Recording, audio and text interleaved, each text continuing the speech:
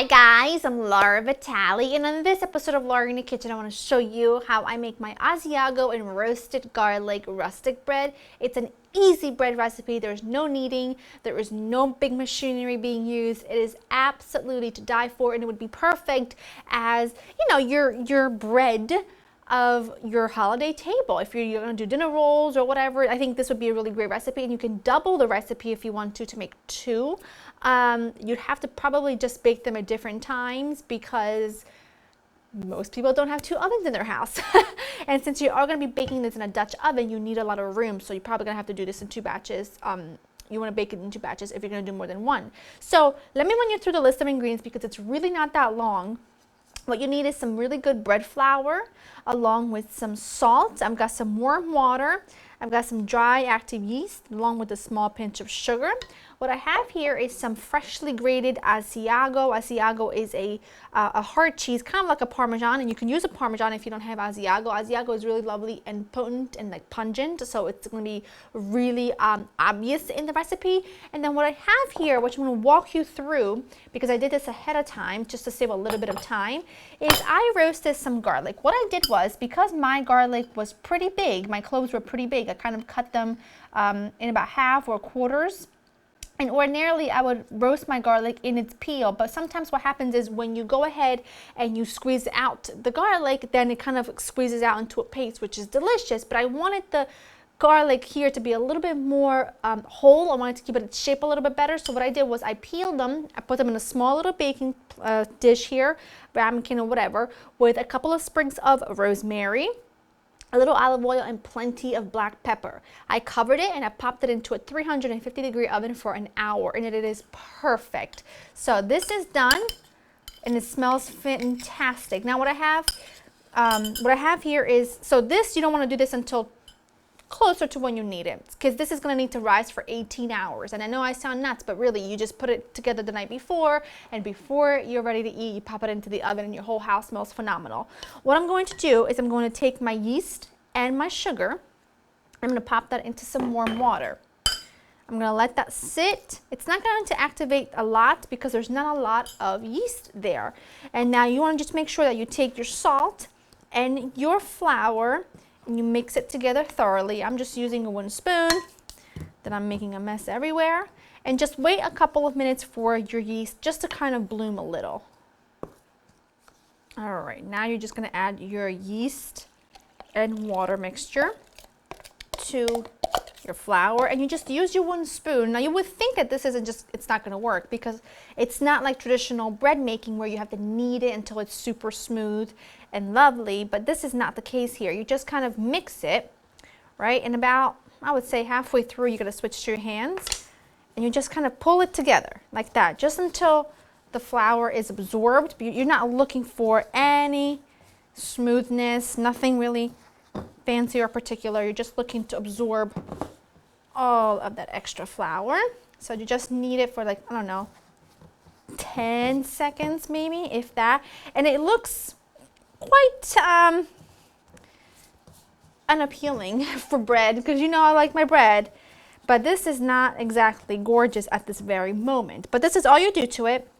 Now what you do is you cover it with plastic wrap and you stick it somewhere for 18 hours. So say you're going to make this at 2 o'clock in the afternoon, right around 8 p.m. you go ahead and you make this until this point, and then you cover it with plastic wrap and you stick it somewhere to just kind of rest for the next 18 hours. Now I have one that I did last night just so that I can speed it up and show you what it looks like without having to wait overnight, and plus I can always use another loaf of bread tomorrow.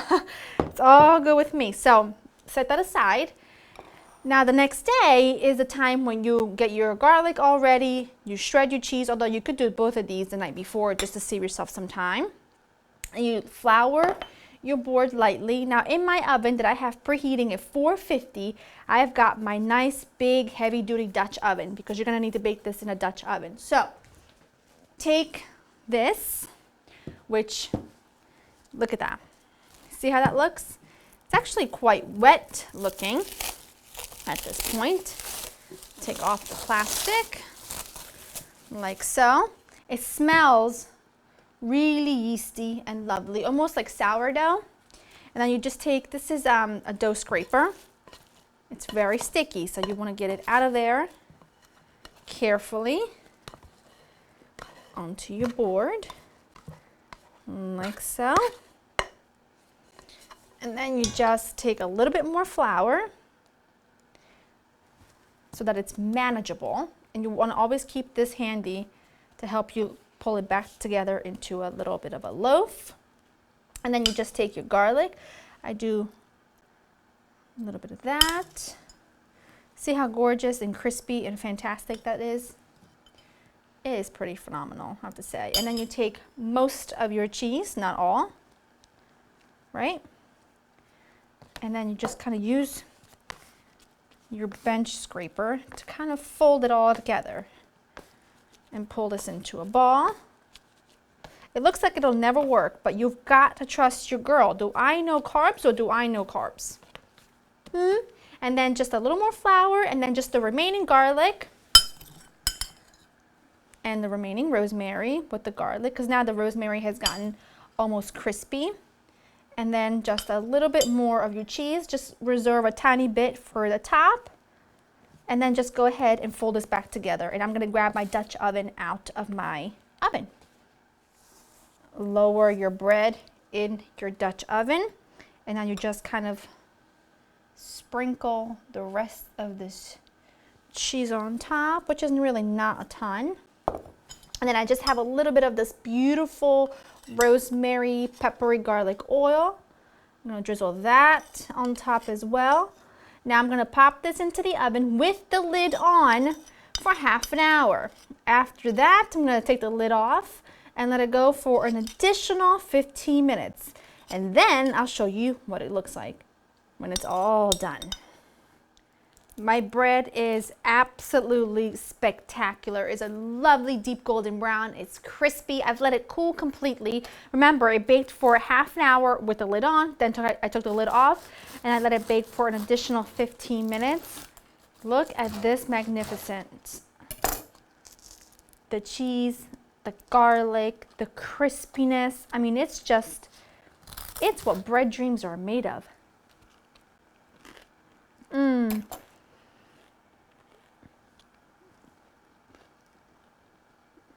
Wow.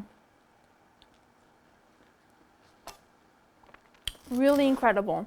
Really, really deeply flavored with that Asiago. The garlic is so sweet and it's mellow.